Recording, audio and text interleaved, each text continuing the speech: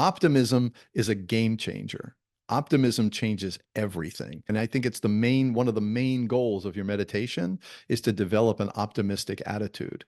And the mantra that I use all the time is just find the positive.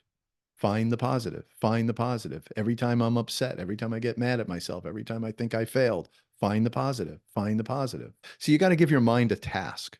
The way mind works, it'll do anything that you want.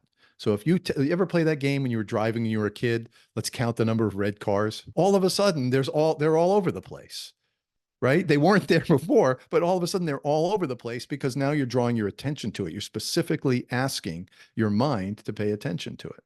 If you have a self-defeating attitude, if you're always looking for the negative, and it's just the default habit, it's not like you have a habit of looking, it's not like you want to see the negative, it's just the default. It's the way our civilizations, the way our society works. We look for the faults in others. We look for the divisions. We look for the differences. We look for why it isn't going to work. We look for what we don't have. We blame them for screwing us, and they are trying to keep us down, and they don't want us to be healthy. They don't want us to be happy.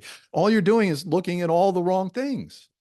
Yeah. Optimism is it's like when you go to the eye doctor and he says, is that better? Is that better?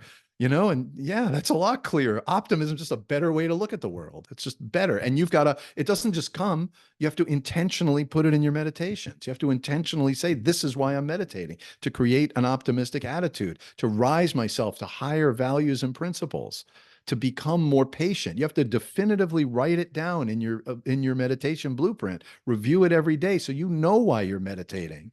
And if you give mind the task, guess what? It ignores you the first day because it doesn't think you're serious. You've always given it tasks and you've never followed through. It doesn't take you seriously the second day. By the third day, oh, okay, I guess she really wants me to start looking for the positive. 3 weeks later, now you're always looking for the positive. 3 months later, you're an optimistic person. You've changed yourself from the inside. That's how you change your wavelength on the inside.